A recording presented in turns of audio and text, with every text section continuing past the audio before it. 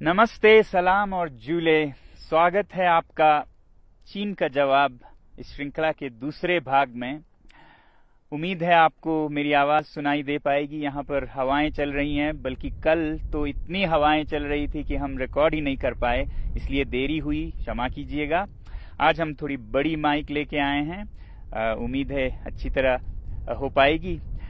तो मैंने पहले भाग में ये कहा था आपसे कि हम आपके सवाल, आपके कमेंट्स का जवाब देंगे इस भाग में, तो इसलिए हम आए हैं। और सबसे पहले जो बहुतों ने ये पूछा है सवाल, वो लेते हैं।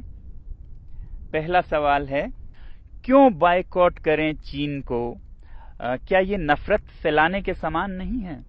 जी नहीं, नफरत फैलाने की बात नहीं है। जैसा मैंने पहले कहा है, चीनी लोगों से हमें कोई समस्या नहीं, बहुत अच्छे लोग होते हैं, मेरे बहुत दोस्त हैं। हमें समस्या है तो चीनी सरकार से, तंत्र से, जो कि विस्तारवादी है, जो कि शोषण करती है, उनसे समस्या है। चीन के हर बात पे दुनिया खामोश रहती है, तो ये एक वेकअप कॉल है जो हम दे रहे हैं। चीन के अंदर ही 140 करोड़ लोग लगभग बंधुआ मजदूर की तरह काम करते हैं। हुकूक, अधिकार नहीं है, कुछ बोलें तो वो गायब हो जाते हैं, और दुनिया उस पे खामोश है और सौदा करना चाहती है, बिजनेस एज यूजुअल। अंदर जाएं तो तिब्बतन बुद्धिस्ट 60 लाख में से 12 लाख मारे गए, लगभग 6000 मंदिर मठ तोड़े गए। दुनिया खामोश है, हम बिजनेस करना चाहते हैं। बात करते हैं सिंगजांग में युगुर मुसलमानों की।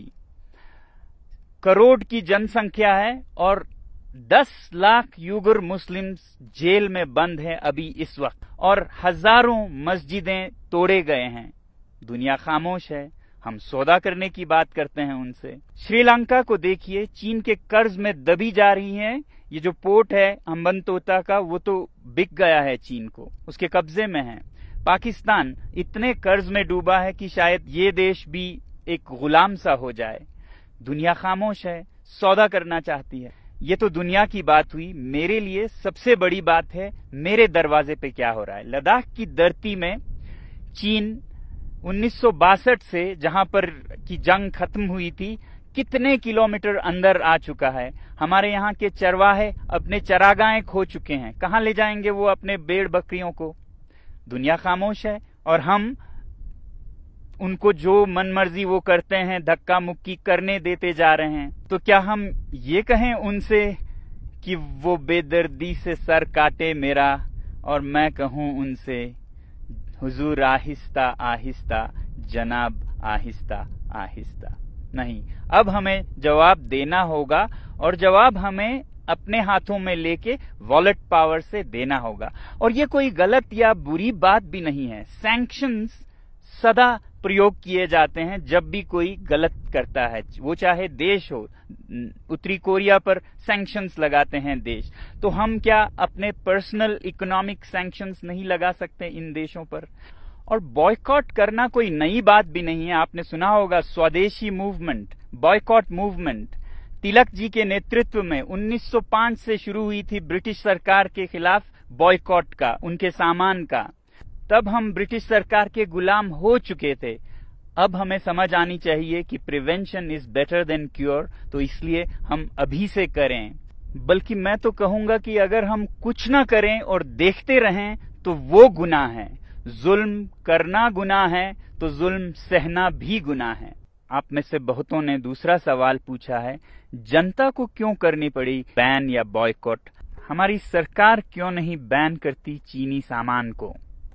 देखिए, सरकारों के बंदिशें होती हैं, प्रोटोकॉल्स होती हैं, व्यापार बहुतरफा होती हैं, तो इसलिए सरकार के लिए शुरू में मुश्किल हो सकता है। मगर अगर जनता करे, जनता की अपनी मर्जी है, चॉइस है, कस्टमर इज द किंग, तो कोई दुनिया की ताकत उसे पूछ नहीं सकती कि आप ये क्यों नहीं खरीद रहे हैं, वो क्यों खरीद रहे हैं।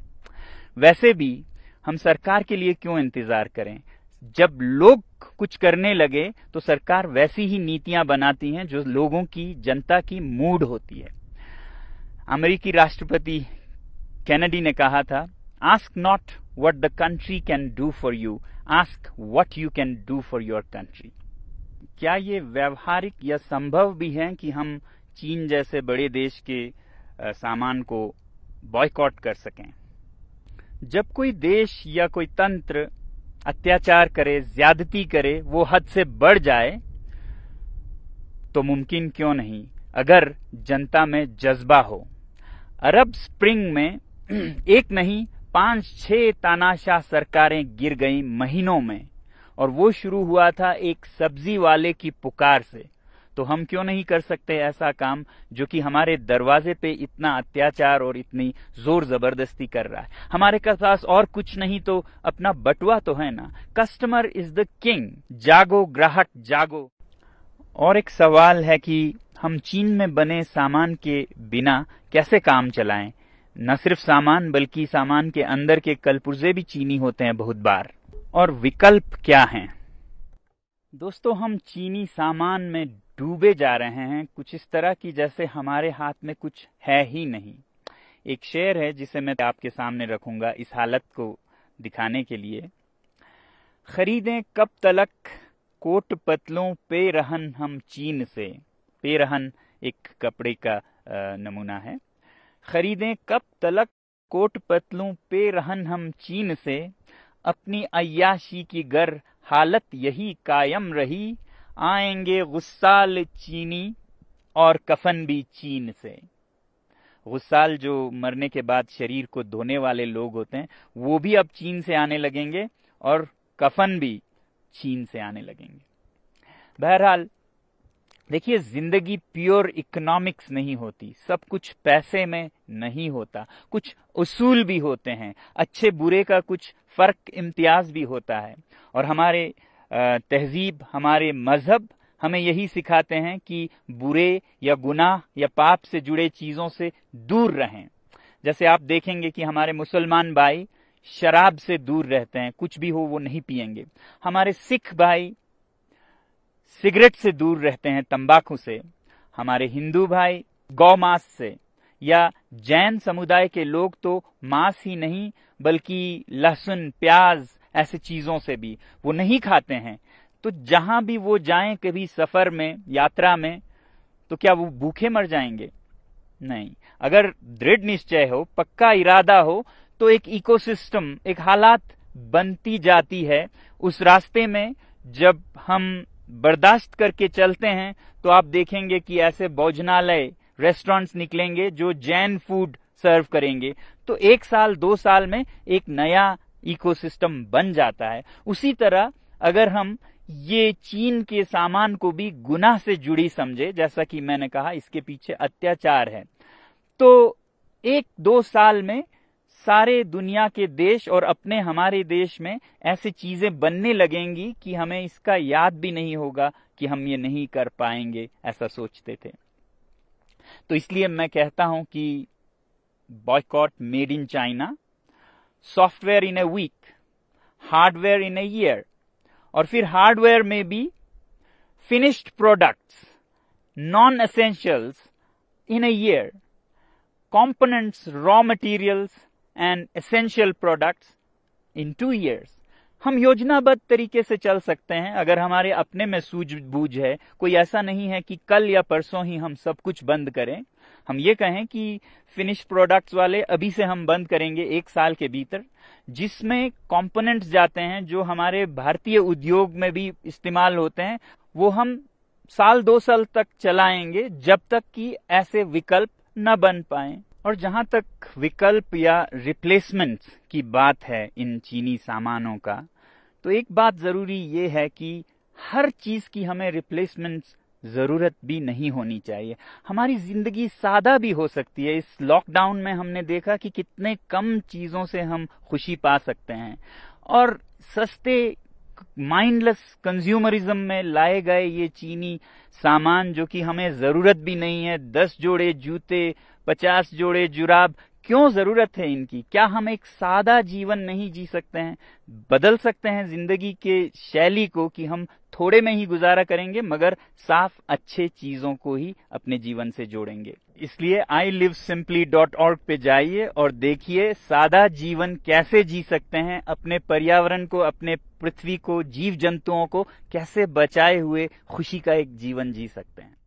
आखिरी सवाल जो मैं ले रहा हूं वो है, हम इसे एक राष्ट्रीय आंदोलन कैसे बना सकते हैं, नेशनल मूवमेंट। देखिए, मैंने एक छोटी सी पहल की है लद्दाख से। ये मत उम्मीद कीजिएगा कि लद्दाख से कोई एक आदमी इसको चलाएगा। इस बटुए के आंदोलन में हर नागरिक एक सिपाही है और ये उतने ही दूर तक चलेगा जितना आप इसे ले जाना चाहेंगे। तो मुझे उम्मीद है कि भारत का हर नागरिक इसे एक अवसर, अपॉर्चुनिटी बनाएगा आत्मनिर्भर भारत बनाने का। हमारे जो सेलिब्रिटीज, इन्फ्लुएंसर्स और नेता हैं वो युवा पीढ़ी को नेतृत्व दे सकते हैं इस मामले में, और मुझे बहुत उम्मीद है कि आप लोग भी अपना रोल निभाएंगे देश प्रेम का, जो भरा नहीं है भावों से, बहती जिसमें रसधार नहीं, वो हृदय नहीं है पत्थर है जिसमें स्वदेश का प्यार नहीं। जय हिंद।